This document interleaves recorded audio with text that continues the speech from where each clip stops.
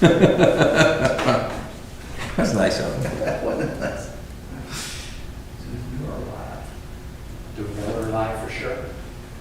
Should be. It says we're live. I'm working outside all day today. Okay, you ready? Well, it's meeting, Timberville Town Council order, June 9th, 2022.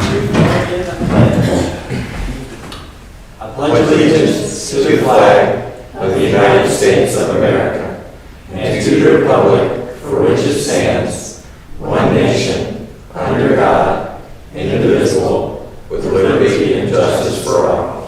Thank you. You just keep spinning. Okay, folks, we have several minutes. We have the May 12th regular council. We have May 19th special meeting. And we have May 31st, another special meeting. One was for the setting of the real estate rate, and the other one was the public hearing for the budget itself. We should do them one at a time? Okay. Let's do them one at a time then.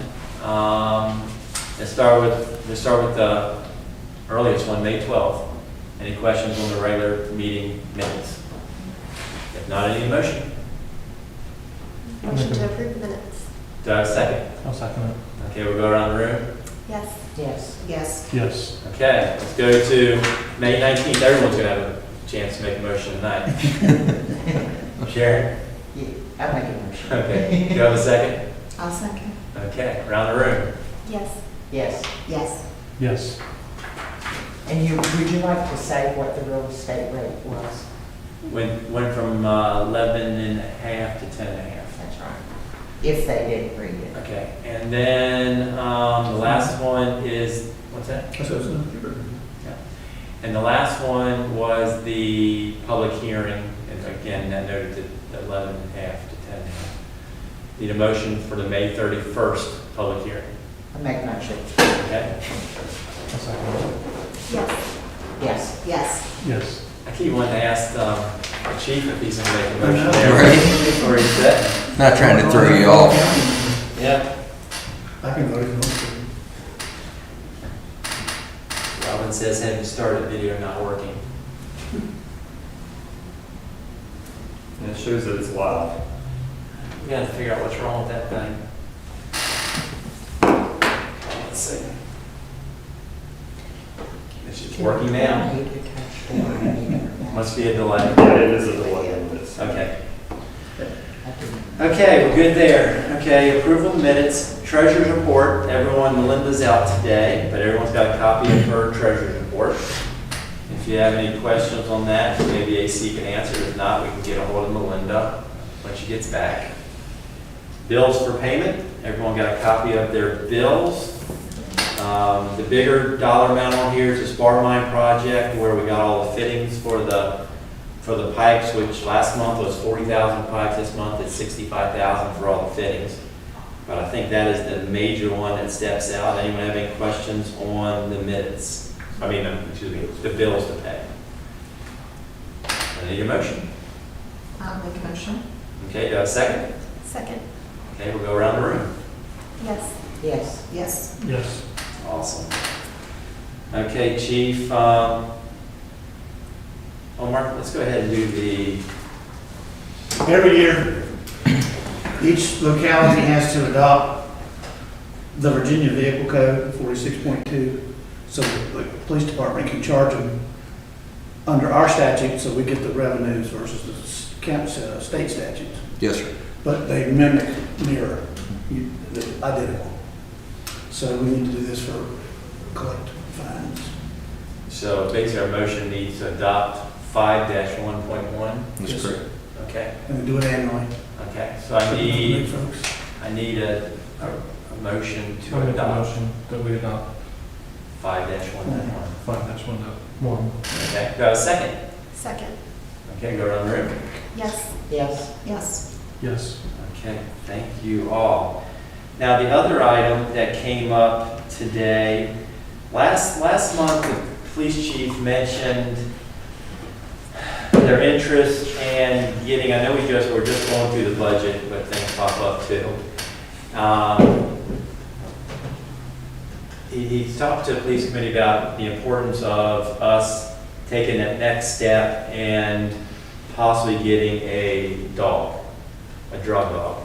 You've had how many drug arrests so far this year? In 2022, we've had 29 drug charges so far, 29 separate cases. Right, and you had 9 distributions in the last 18 months.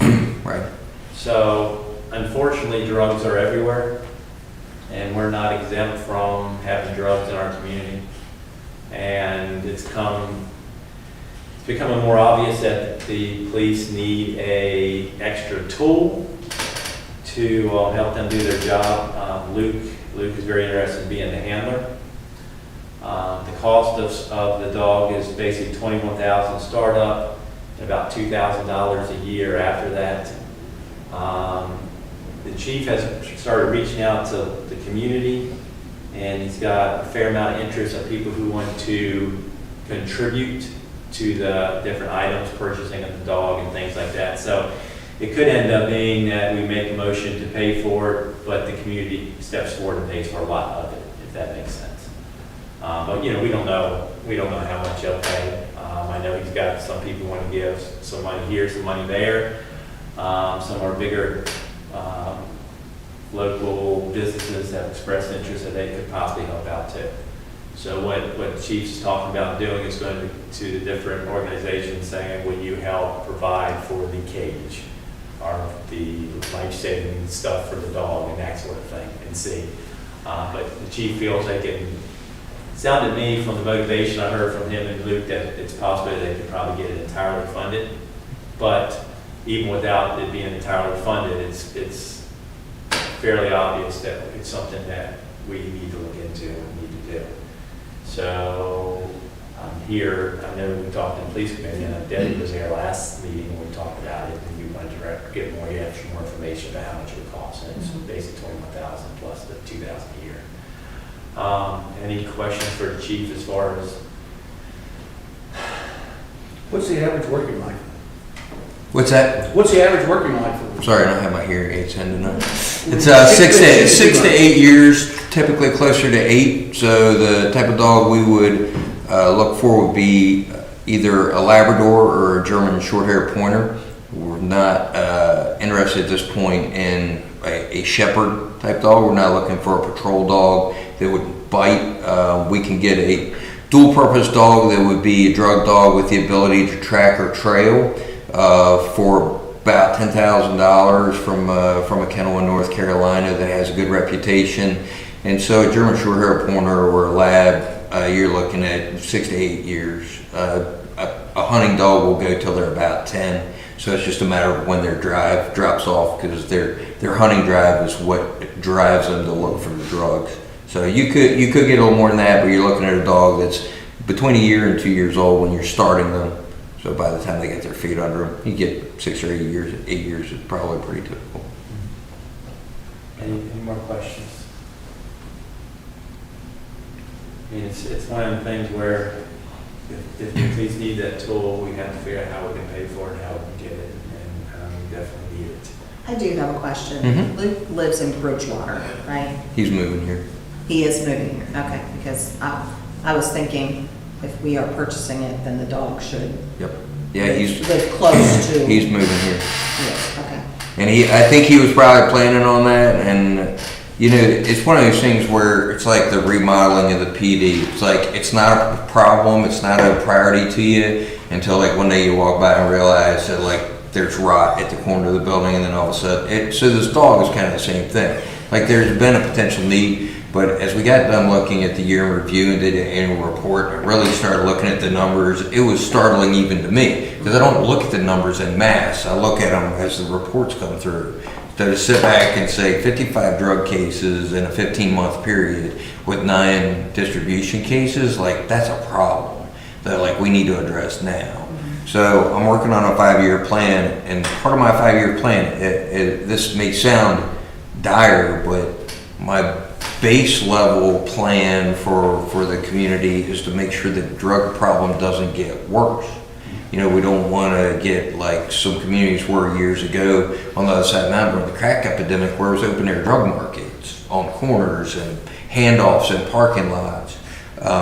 With the needle problem with heroin and some of the other stuff, we don't want syringes start showing up in the parking lots and the parks. So we feel like we need to keep up the pressure that we put on, and as laws change and unfortunately criminals get smarter, we have to have better tools. And the ability to run a dog on a free air sniff around any traffic stop without any requirement for probable cause or reasonable suspicion means that we'll be able to actually basically search an enormous number of cars based on traffic stops alone.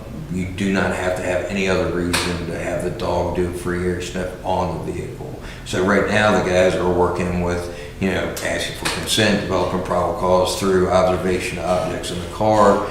It would massively increase the amount of drug contact we'll be able to make. And the initial investment would be a $5,000 deposit for the dog. Right. And then that gives them some opportunity to start raising some monies of their own and go from there. And, you know, but Luke will be the handler. Everybody else in the agency is excited and supportive of it, but they don't want the dog. He's the only one that actually wants that challenge and that responsibility. I have no doubt that he'll be good at it. But he has a family member that has already raised, I forget, like $700-800 or something like that, on the chance that we're going to start this program. So that all the guys are, you know, willing to go to family members, benevolent organizations they belong to, whatever else, business owners in town, and try to get donations or to make this happen because they believe in it that much. And you said he's already in the process of trying to move. Yeah, he has a potential rental lined up now. So one of the things that I try to think about every possible angle. I checked with Versa about insurance. We already have a rider in our insurance that would cover the dog up to the cost of $15,000 for replacement.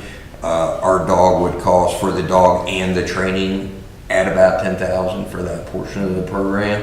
So if the dog were to be injured, run over on the side of the road, some tragedy like that, our insurance would actually pay for that. So I try to think of every possible angle, include things like that. So with the kennel, he's likely to rent. So we're looking at like a pre-built kennel on skids, like a prefab barn kind of thing.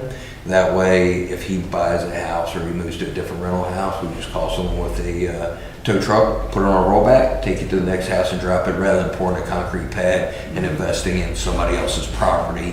It'll be invested in town property and be able to do it. That includes all that, right? So it's about $21,000. A little bit more includes like the dog and the training, the equipment, the dog cage for the vehicle.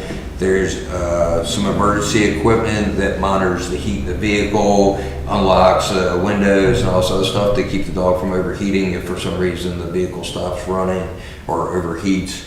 And all of that is included in that price, including the kennel, based on our estimates. So including this kennel that you're talking Yeah, about. we think we can do it for about $21,500. Any more questions? Do I have a motion? I'll make a motion that we buy the dog. Do I have a second? I'll second it. Any further discussion? Vote on the record. Yes. Yes. Yes. Yes. There you go, chief. Thank you. We'll give it our best. I promise that. Thank you. You have anything else to report? I think that's you. The remodel started. Yes. It should be pretty evident that suddenly our building is brown instead of white. So we've got some things lined up for siding. Hopefully it'll be in a couple of weeks. And town guys are once again saving us a bunch of money by doing a bunch of work themselves. So they're doing the tear down. They got things framed in for the garage door and the side door, and they'll work on the inside framing next. So finally get moving on that. And we signed a contract about a year ago for body-worn cameras and in-car cameras and supply chain, new product. We signed a contract and deployed body-worn cameras 41 days later. We signed a contract and deployed the in-car cameras yesterday.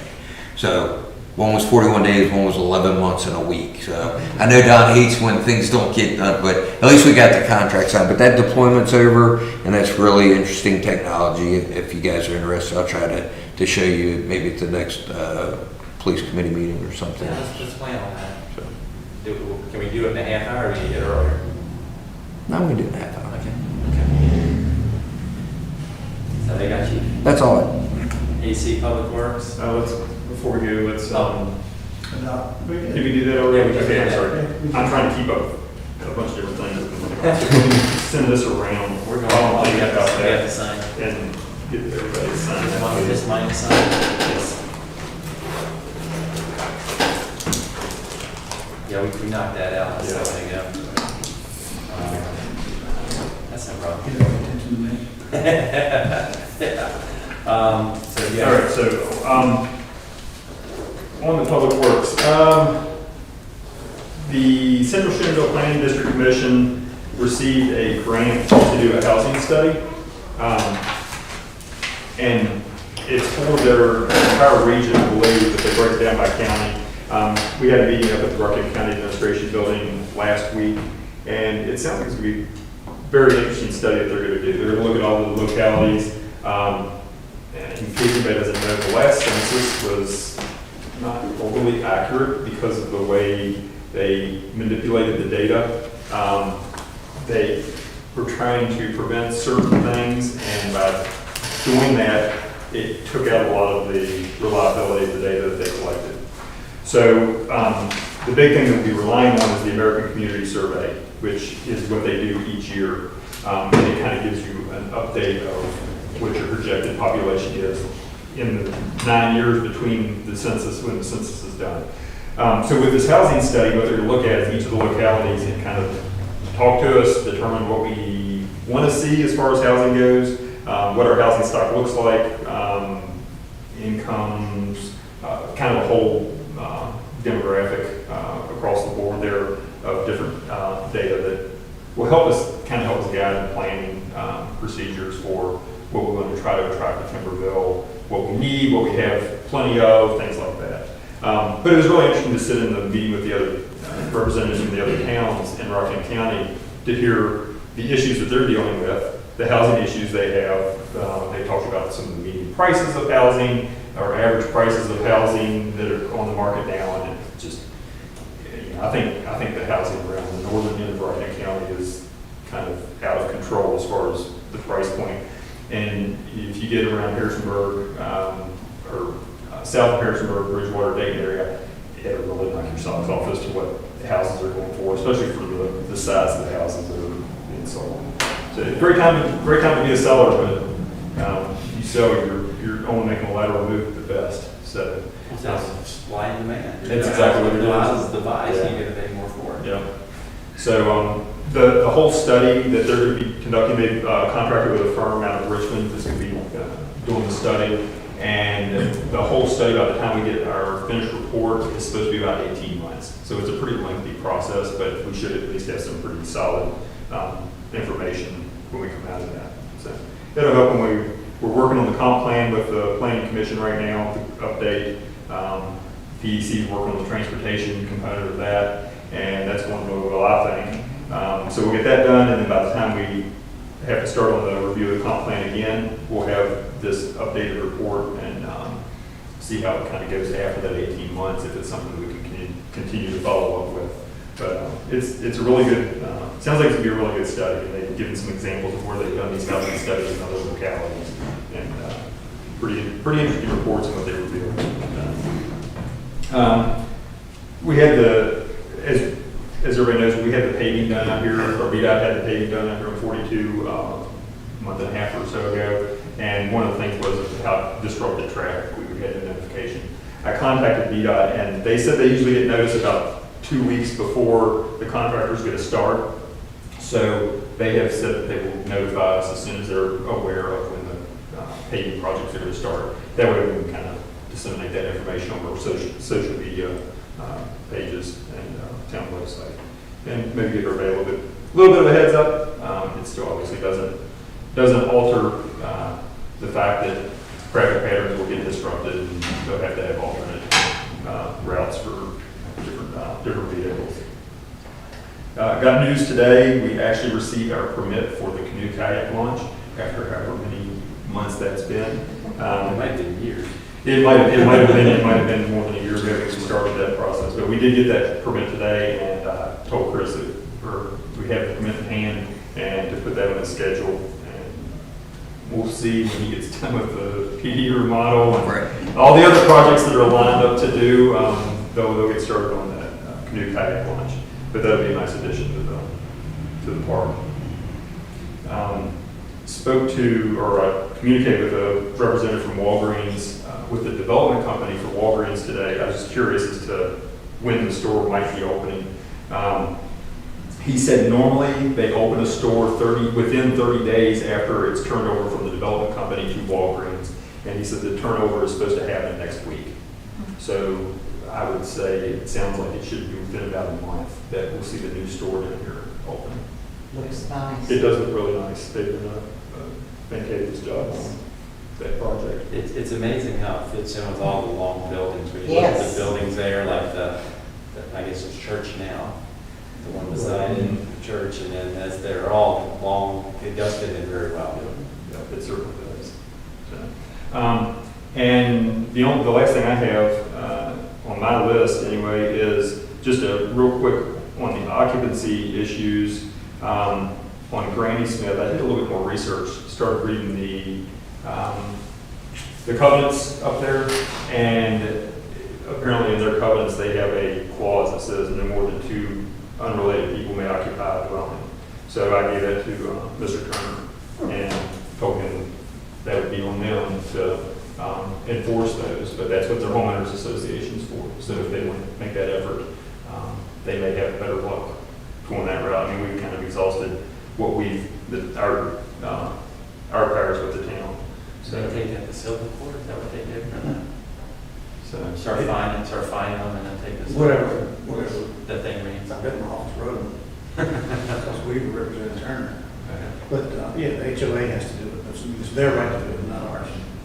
And how does an HOA prove that it's more than that in a house? Yeah, it's, people testifying. Take I pictures see, and- I see Joe and Sandy and Bob and Carol and Alice Every day.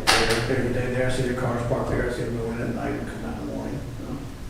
and however you prove that they're not related, then And it's easy, it's less of a hill to climb for a civil matter than it is for a criminal matter or anything like that. Yeah, it's It's for like fines. it's 51%. any questions, Bill? It just all depends on their will that they get it to do it, pay the legal fees and this. I think they have the will on this one, I hope. And then you sent everyone the email about the rails update, they had the news and. So the budget, the state budget is sitting on the governor's desk waiting to be signed. They originally had around, I think, $200 million in the budget allocated for rail projects or trail projects. And they had certain amounts allocated for specific trail projects like the Shenandoah Rail Trail. I believe a lot of that got cut out, but there's still $37.5 million in that budget sitting on the governor's desk for trail projects. And it will also create a state trail department office that will oversee all of those, or oversee any trail projects. So that's a very positive thing, that there's the $37.5 million that's as long as the budget gets signed by the governor, it'll be in the budget for trail projects. It's just nothing earmarked specifically for any of the 3 different major trail projects around the Commonwealth that were originally in there. So it's progress, and all the members of the Rail Trail Committee are pretty excited about it because it is significant progress. And the discussion is, there's a high chance it'll start on our side of the county at one point. The last meeting I went to, the the Shenandoah Rail Trail Committee has to have an annual meeting by the bylaws, and so all the towns have representatives that are part of it, and I'm the representative for Timberville. So that was just, it was in May, and I asked that question specifically because we heard that the first 11 miles will be starting at Broadway heading north. They said they really have no idea which section would get done first. Everybody's getting along really, I think so it said, everybody's getting along really nice now between the towns. They said, but then when it comes down to it, and it's like trying to determine who gets their part done first, it might get a little while. If you're on the end, you're either gonna be first or last. Unless they work towards the middle, then you're middle. Yeah, so it's, It's the state that we. you look at the section of rail through here from Broadway all the way to probably Mount Jackson. I know once you get up in Canoe County, but the rail through this part is in decent shape.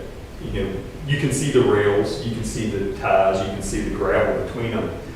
You get up in Shenandoah County, you can't see there are a lot of places you can't even tell that there's a railroad track there. There are big trees, trees like this growing up through the ties, and it's overgrown with brush and everything. And in some of the towns in Shenandoah County, the intersections, they've actually paved over the rails. So unless you know that they're there, you're looking off the sides of it, you don't know that there's actually a rail line through there. So that, I would say, in my whatever finding wisdom, is that it would make it's the common sense that ours would be one of the first ones to be looked at because there's a lot less work to be done. Our bridge structures in Rockingham are in much better condition than a lot of the bridges in Shenandoah too. So they also have to take that into consideration. If we're talking bang for your buck, how much can you get done with your first allocation of money? We'll see. Who knows? We can be hopeful. Yeah. There might be some political pull somewhere else. It starts with somewhere else. Who knows? It could be. Okay, that's it? That's all that I have, unless anybody has any questions. I think you hit business industry out pretty good. Do you still have interest on the lot over here? Some people call on that? Yeah, let's see. I haven't had a whole lot of, I gave as much information out as I could about that one. I did have some more calls, or had some more communication with a person on the 1.2 acres next to the Walmart entrance on 211. So that's good to hear that that's still being looked at. And actually had vague as I could be about this, I will mention that it's the property on the north end of town, but I had a group of gentlemen that drove from Chicago today, or they drove from Chicago. They stopped in today, and they're interested in that property in the north end of town, developing it. So I gave as much information as I could, and then we've got contacts for each other, so we're going to be emailing back and forth. They seemed kind of ambitious about it, and I told them what all was kind of tied with that as far as back taxes and age restricted and things like that, and they still seem pretty ambitious, which would be really nice. It would be really nice to see that property developed. They weren't, I don't think they would be opposed if the council wanted to, which I mentioned before, if council would be interested in removing the age restriction, but approving a plan that was much less dense if it was single-family homes instead of townhouses, duplexes, and mixture. We can control the, but if you do that, if it would be reasonable to say R1, it could be, density could be controlled in that fashion. And we looked up the company online and some of the properties, or some of the homes that they built. I think they already lived in the office at that time. The first one that popped up, and there were multiple of them that were in that price range, was over $2 million. And they were very nice houses. Now, granted, that was Chicago area, but still, they're not afraid to get into something that's a nice design, nice feature. Anyway, lots of buzz about things around, so, which is always good.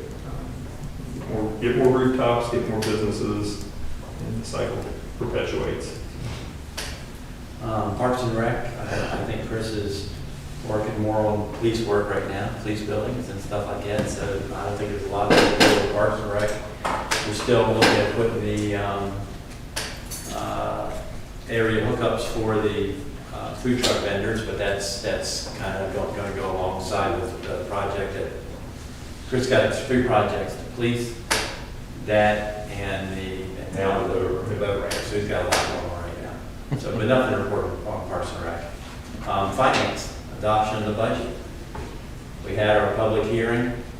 We had our amendment to our real estate tax to lower it to 10.5 cents. I don't know if there can be any more questions after we've done all, we've talked about this thing for many, many months. So now we just need a motion to approve it. You see that? Unless there's any discussion that needs to be happening. And what is our budget amount? 1.2, It's 2 point. I mean, no, sorry, 2.25. Okay.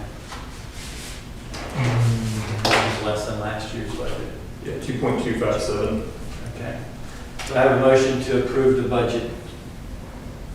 Yeah, I'll make a motion. Do I have a second? We'll go this side.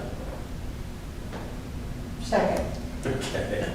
Any further discussion? There's only 4. I can, so many people I can pull on. Okay. Yes. Yes. Yes. Yes. Thank you. Personnel, you see, nothing there. No, we're fully staffed, so, and everybody's doing, everybody's extremely busy and working very hard as always. You got anything on the museum there, Sharon? No, Nothing? Awesome. no, but I wish you would have been at the talk we had Sunday. That was the best we've ever had. Yeah. Terry Howard from Georgia talked about black athletes of the valley. He wrote a book. He's a good speaker. Oh, fantastic. Oh, awesome. Beth, I know you got something for us. We have some talented athletes in this valley. Oh, yeah.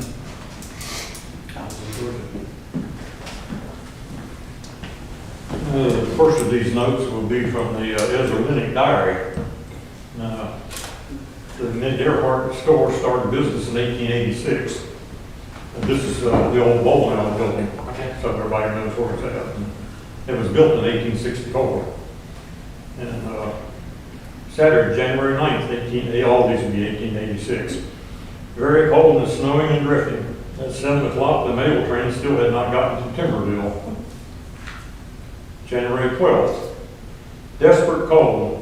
People with ice houses were working to fill them and cutting ice off the river.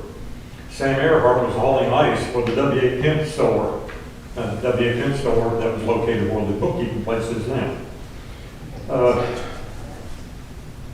Sam broke through the ice and went in up to his chin. That's really exciting news, isn't it? Did it out? January 28th, 1886. Ezra Minnick hired a Mr. Fleming to work in the Minnick Earhart store. The contract called for the man to be paid $145 per year, and he'd be provided a horse and a wagon to haul his firewood when needed. D.S. Walter is mentioned often in these diaries. It looks like he worked for the Minnick Earhart store, and then he opened his own store in 1893. That'd be the D.S. Walter store there on the corner. January 30th, Ezra Minnick went to Dr. Vaughn for treatment and also gave him some medicine and charged him 50 cents. Sales that day at the Minnick Earhart store was $39.44. February 5th, we did a fair business today. Very cold, 18 degrees below zero. Sales $18.23. I kind of forgotten I had these Minnick Earhart, the Minnick Diary. I think I ordered them off the internet. That's 3 gallons of But gas I today. had the 1886 one and the 1901 to and then my dad started in 1902 up through 1972. So we've got thousands of little notes about Timberville things that we normally wouldn't have without those diaries. So now you get to thinking about things I just mentioned was Dr. Vaughn's drugstore, the D.S. Walter store, and then across the street was the W.A. Penn store, and then the old bowling alley building. Well, if you stand at the right place, you could throw a rock and hit everything without moving. So that was really the hub of business in Timberville, if you think about it. It was a busy place. That was a couple of decades before the bank building was even built. So I got a couple of different ones. Skip's store building was built by W.F. Fournier and Frank Driver in 1912. It was first the Miller Jones store. The Kipps store was there from 1918 until 1948. The bowling alley burned November 4th, 1967. Around the 1st of April of 1968, both buildings were being dismantled and both properties were being cleaned up at the same time. That came from the newspaper clipping. February of 1902, the Timberville Oddfellows Lodge was organized. February of 1945, the lunchroom was being built onto the Timberville School, and that's the part that's still there. You were talking about a nice house. Our house had a nice house behind it. The foundation was there. Mr. Bowman, Fred Bowman told me about it. Yeah. He said the girls slept inside with the family, and the boys slept underneath the ice house, on the bottom floor of the ice house. And I've he said- never heard that And he before. said when he would get home, he'd pay his brother, I can't remember if it was a penny or a nickel, to roll over so he'd get the warm spot in the bed where his brother was at. But he said, Which one of the boys was it? I You don't know? remember which one it was, but he Oh, said okay. he'd give his brother, it was something like a nickel, so he'd get the warm spot that his brother made in the bed. That was good to remember that. Yeah. Okay, thank you, Jeff. Yeah. Other business? Council have anything else? I haven't been up Main Street all week. Has the lot been mowed at the old Mason motor sale? Yes. It has been, okay. Gotta get out more, Sharon. Well, I don't go that way this week. It's a long way. I know, well, I'm trying to save gas. There you go. Their carbon footprint. Yeah. Yes, CK's got a bicycle, you can go there. I have a bicycle too. Okay, now we're down to public comment. We got a couple guests. Anybody want to make a comment? I do. I don't want to complain. I think you guys are doing an awesome, awesome job. But I was really disappointed on the parade on Friday evening that we saw no mayor or no representatives of the council in the parade. I don't know if you guys had. I was sitting there watching it down with everybody else. My grandson, yeah, I had my grandson in a stroller watching it. So I was Yeah. thinking that, you Yeah. know, in That's years right. past, I've seen you guys. We in the have parade. done that. And I just thought it would be a good idea for the community to see the council and the mayor and whatnot. Yeah, I was watching with my grandson and my daughter had 2 foster kids with her, but yeah, we were watching it. Okay. But it's good points. We'll have to, because we haven't been rode in it for a little while. Yeah, it's been a while. Yeah. Okay. Go for your grandchildren. There you go. Also, is there or is there not a noise regulation or whatever it's called in the town? In reference to what? Okay, the big old trucks coming up and down Main Street, and they do their jack brakes. That jack braking thing, jack braking, the chief looked into that and there's something, and I'll get it It's, wrong. Because well, VDOT says it's a mechanical part of It's the a operation. standard operating part of the vehicle, so it can't be regulated. Yeah. Interesting comment. It's not needed where they use it, but it's a safe, we were told it's a safety device on the car with the truck. We can't regulate them using it or not using it. She using it right in front of our house. There's no reason to use it. I know. They do it right here when they don't need to do it. Yeah, That's exactly. it. They do it at 5 miles an hour, but Right. it makes no sense, but. And honest to God, our door was open, it was a nice spring day, and it knocked off a big old picture of them, this big, right off the wall. I don't know if it was a truck or one of those guys that drive the ba-boom, ba-boom, ba-boom cars. But That might be a little bit different with the truck. Yeah. Oh, yeah, those folks are on our radar. You can do something with those, but the We trucks- collect their signatures on a fairly regular good, I'm basis. glad to hear that. Yes, Well, ma'am. it's something very interesting. I contacted VDOT about that on Main Street and The jack on brakes? 211. Uh-huh. And they told me the same thing due to mechanical. And I said, but I want to know why you have a sign up in Stanton. No, Jack brakes? yes, well, they call it no truck braking. Mhm. He said, what? No, we don't.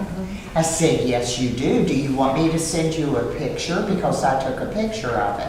He called me back the next day. He didn't even know the sign was there. So then he told me it was probably grandfathered in because of the city. Stan probably doesn't like you now because he got it removed. No, it's still there. I just saw it last week. It's still there.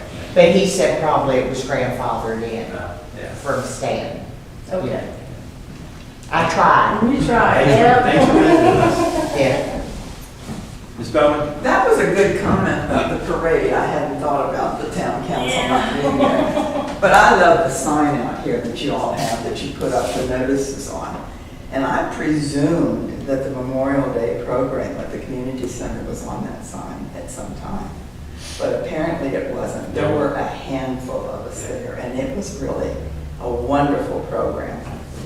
People need to let us, like I said, like people have to let us know what's going on, because we don't know everything. But yeah, if whoever does have to contact us, we'll put that thing on the sign. Well, it was the Ruritans this year, and they did a wonderful job with it, along with the sheriff's office. We can definitely help them. Posted the colors. We can definitely help them advertise it if they want Of to course. let us know. But I'm curious to know if there's any place we can take yard waste bags, the paper bags, between the collection times. I don't know if they take it in Mosey or not. I was gonna say, I don't think the county container sites take them. No, but there's nothing town-wise then? There's no place that we... No, there's nowhere to Okay. take them into town. We used to allow people to dump it behind the building, but that became a big issue. Well, yeah, there were multiple things that went into that. We ended up with car batteries in there. They would dump the brush and then the guys would burn it. Well, we ended up with car batteries in there, which obviously is not a very good ideal situation. We also had talked about composting, just having a place where residents could compost. But our facility down there apparently there's a lot of permitting that goes into composting yard waste collection, and that being so close to the river, they say it would be nearly impossible to. I thought it had been discussed in years Yeah. past, and that's why I wondered if anything had ever been done. Because we've got, I hope they're ready Monday, because we got 22 bags. Bring the dump truck just to your house? Huh? Just bring the dump truck to your house? That's a good idea. That's a good idea. And we did have the program that I mentioned last month up from the VDOT people, and they were telling us about the 81 expansions and everything. And they mentioned that new truck stop you saw on the front page of today's paper. And one reason that they're interested in promoting these is so the truckers have a place to rest. A lot of these accidents are happening when they're driving a little bit over what they should. And when you think about it, there are very few stops, the big places for the trucks to pull into. So it's really great that we're looking at that. Thank you. Thank you, ma'am. Anybody else? Meeting adjourned. Thank you, everybody. Thank you, Mark.